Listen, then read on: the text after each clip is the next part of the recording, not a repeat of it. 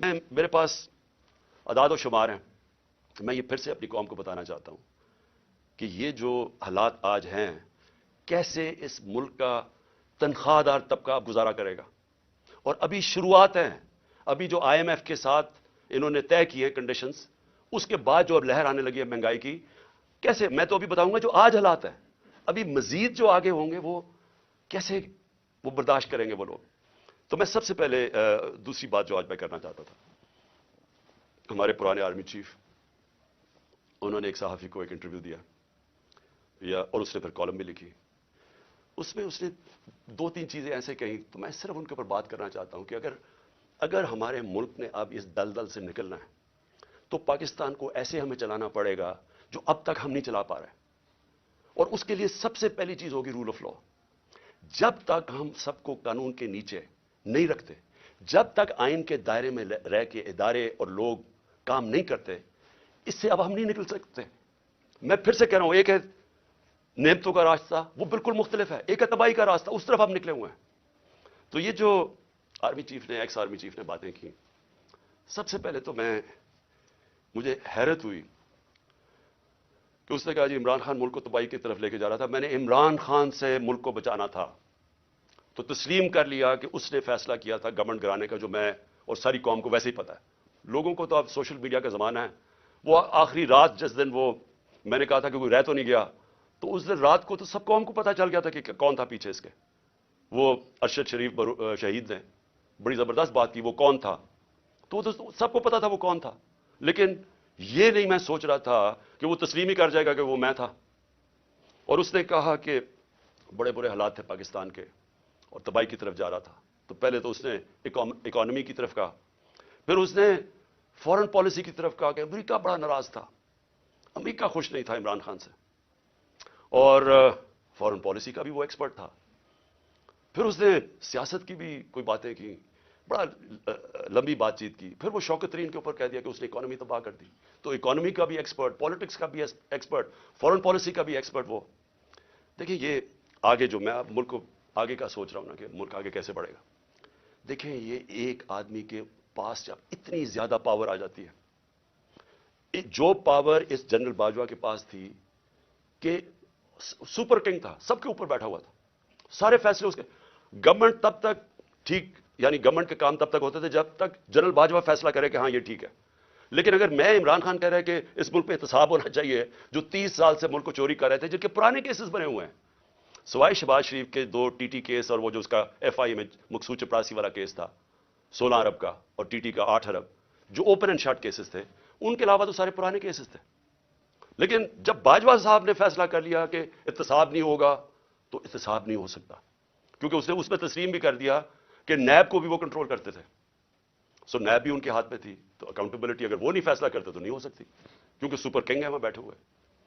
اس سے کیا چیز سامنے آئی کہ ایک آدمی کو جب اتنی زیادہ پاور مل جائے، لیکن اس کو کوئی پوچھنے والا نہیں ہے، کوئی چیک نہیں کر سکتا. تنقید تو عمران خان کی ہوتی تھی ہر دوسرے دن، ہر روز ٹی وی پہ گالیاں سن رہا ہوں، تنقید ہو رہی ہے. پنچنگ بیگ تو میں تھا، پاور وہ لے کے بیٹھے تھے. فیصلہ جو کرنا ہے وہ، اگر وہ فیصلہ میں کوئی پالیسی وہ مانتے تھے تو وہ ہو جاتی تھی. اور خوش قسمتی سے کرونا کے اوپر ہم ایک پیج پہ آ گئے، کیونکہ ہم نے بڑا فیصلہ کیا کہ اسمارٹ لاک ڈاؤن ہونا. ہم اپنے لوگوں کو تباہی میں نہیں ڈالنے لگے، کیونکہ غریب نے کچھ لے جانا تھا. اگر ہم لاک ڈاؤن کر دیتے غریب نے مر جانا تھا. تو ہم نے بڑا فیصلہ کیا تھا، تو اس میں انہوں نے سپورٹ کی، تو وہ تو ٹھیک چلتا گیا، بلکہ بڑا اچھا کام ہوا. اور بھی کام تھے. میں بار بار کہتا ہوں کہ بڑا ایشو بن سکتا ہے پولیو کا پاکستان میں، اس کے اندر بارڈر ایریاز میں بہت مدد کی انہوں نے. پھر ٹی ڈی کا آ گیا تھا، وہ جو لوکسٹ کا تھا، مدد کی اس میں. لیکن جدھر فیصلہ کیا کہ احتساب نہیں ہونا، اور ان کے فیورٹ شہباز شریف تھا، آپ شہباز شریف کو کچھ نہیں کر سکتے تھے. اس کا جج کبھی آ جاتا تھا، ہم بھی حیران کہ کبھی آج جج بینچ ٹوٹ گیا تو پتہ ہی کچھ ہو گیا ہے، پھر شہباز کی کمر ٹھیک نہیں ہے. اوپن اینڈ شٹ کیس ہم نہیں پکڑ سکے، اور اس کو فیصلہ کیا ہوا تھا کہ پرائم منسٹر بنانا ہے، اور فیصلہ کافی پہلے کا ہو گیا تھا. کہنے کا میرا مقصد یہ ہے کہ آج جدھر پاکستان کھڑا ہے، ذمہ دار تو وہ آدمی ہے جس نے یہ فیصلہ کیا کہ اب گورنمنٹ گرانی ہے، عمران بڑا خطرناک ہے. لیکن قوم آج سارا اس فیصلے کی، قوم جو تباہی ہوئی ہے ملک کے اندر، اب قوم اس کا بوجھ برداشت کر سکتی ہے. تو کوئی پوچھنے والا نہیں ہے، کوئی انکوائری نہیں ہوگی کہ کس طرح فیصلہ کیا. ہر دنیا کے اندر جب بھی کوئی ذمہ داری لیتا ہے، اسی کے پاس اتھارٹی ہوتی ہے اور اسی سے پوچھا جاتا ہے, وہ آنسربل ہوتا ہے. لیکن یہ آدمی آنسربل ہی نہیں کسی کا, جو مرضی فیصلہ ٹھیک ہو گیا تو کریڈٹ لے لیا, میں نے یہ کر دیا, جب غلط ہوا تو ذمہ دار عمران خان تھا. اور آج کون ذمہ دار ہے؟ میرا سوال یہ ہے کہ چلتی ہوئی اکانومی کو جو آج اس نے یہاں پہنچایا ہے, اس کا کون ذمہ دار ہے؟ یہ کہتے ہیں نا جی کہ بڑے برے حالات تھے. میں آپ کو آئی ایم ایف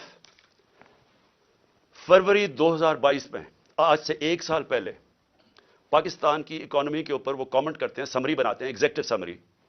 وہ کیا کہتا ہے؟ 4 چیزیں کہتا ہے پاکستان کی. 1 سال پہلے, ہماری حکومت گرانے سے 1.5 مہینہ پہلے, وہ کہتا ہے کہ پاکستان کی اکانومی واز گروئنگ فاسٹ, تیزی سے ہماری دولت میں اضافہ ہو رہا تھا. سسٹینیبل, کہ یہ سسٹین کر سکتی تھی, یعنی یہ ایک ون آف نہیں ہے, یہ کوئی تکا نہیں لگا, یہ سسٹین کرنی تھی, یعنی اسی طرح چلتے رہنا تھا. اور اس میں وہ کیا کہتا ہے, یہ بھی ذرا سنیں.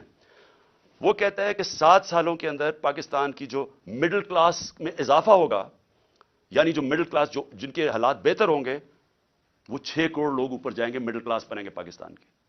آئی ایم ایف کہہ رہا ہے. پھر کہتے ہیں انکلوسو. انکلوسو کا کیا مطلب ہے؟ کہ صرف امیر امیر نہیں ہو رہا, انہوں نے کہا کہ سارا آبادی اس کے اندر شامل تھی. غریبوں کے لیے ہیلتھ کارڈ. لانسٹ, جو کہ دنیا کی لیڈنگ میڈیکل جرنل ہے, جو کہ ساری دنیا کے ٹاپ ڈاکٹرز وہ جرنل پڑھتے ہیں, جس کو لانسٹ کہتے ہیں, لانسٹ پاکستان کے ہیلتھ کارڈ کی تعریف کر رہا تھا. اور وہ تعریف اس لیے کر رہا تھا کہ پہلے تو یہ نچلے طبقے کو پہلی دفعہ ایک انشورنس ملی کہ غریب گھرانہ کسی بھی ہسپتال میں جا کے اپنا 10 لاکھ تک علاج کروا سکتا تھا.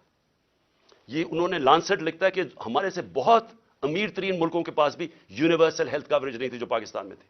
اور اس کا جو دوسرا کیا پہلو تھا کہ ہمارے جو پرائیویٹ سیکٹر ہے, جو دیہاتوں میں نہیں جاتا, جو ہمارے گورنمنٹ ہاسپٹلز ہیں وہاں دیہاتوں میں ڈسٹرکٹ ہاسپٹلز خالی پڑے ہوتے ہیں, ڈاکٹرز نہیں جاتے, نرسز نہیں جاتے, وہاں سارے بیچارے ادھر سے اٹھ کے لوگ آ جاتے ہیں ڈویژنل ہیڈ کوارٹرز یا بڑے شہروں میں. تو پہلی دفعہ پرائیویٹ سیکٹر دیہاتوں میں جا رہا تھا, انہوں نے چھوٹے چھوٹے ہاسپٹلز بنانے شروع کر دیے ہیلتھ کارڈ کی وجہ سے. تو ایک ہیلتھ کوریج کا نیٹ ورک بن رہا تھا پاکستان میں, جو کہ انہوں نے آ کے ختم کیا. اور کیوں کیا؟ کیونکہ وہ مریم کی وہ آڈیو لیکس, اس میں وہ کہتی ہے کہ عمران خان کو فائدہ نہ ہو جائے. اپنے تو کھانسی بھی ہو اور وہ زکام بھی ہو تو باہر چلے جاتے ہیں سارا ٹبر علاج کروانے کے لیے. تھوڑی سی چیزوں پتہ چلتا ہے جی اب پھر لندن پہنچ گئے علاج کروانے کے لیے. اور کوئی ایسا دو دنیا میں صرف ملک ہیں جو کہ مریم بی بی کا صرف علاج ہو سکتا تھا, وہاں اور کوئی دنیا میں ہو ہی نہیں سکتا تھا. لیکن عام آدمی نے کبھی سوچا کہ غریب گھرانے کے اندر جب ایک بیماری آ جاتی ہے تو پتہ ہے کہ ان کے اوپر کیا گزرتی ہے؟ سارا خاندان غربت کی لکیر کے نیچے چلا جاتا ہے. یہ ساری ریسرچ شو کرتی ہے کہ ایک بڑی بیماری وہ لوگ غربت کی لکیر سے اوپر ہوتے ہیں, ایک بیماری ان کو نیچے لے جاتی ہے غربت کی لکیر سے. تو انہوں نے آ کے وہ ہیلتھ کارڈ ختم کیا, جو کہ ہمارا, جب وہ کہتے ہیں نا سسٹین, جب انکلوسو کا مطلب ہوتا ہے کہ وہ ساری قوم کو لے کے, جب ملک میں دولت میں اضافہ ہو رہا ہے تو لوگوں کو بھی ساتھ ہم لے کے چل رہے تھے. پھر احساس پروگرام, دنیا نے اکنالج کیا پاکستان کا احساس پروگرام جو نچلے طبقے کے لیے تھا. اور یہ اسٹینفورڈ یونیورسٹی, امریکن یونیورسٹی کی ریسرچ ہے کہ پاکستان ایک فلاحی ریاست کی طرف جا رہا تھا احساس پروگرام کی وجہ سے. ورلڈ بینک سب نے تعریفیں کی پاکستان کے احساس پروگرام, جو کہ انکلوسو ریسرچ تھی. تو یہ آئی ایم ایف کہہ رہا ہے کہ پہلے تیزی سے بڑھ رہی ہے, پھر سسٹینیبل ہے,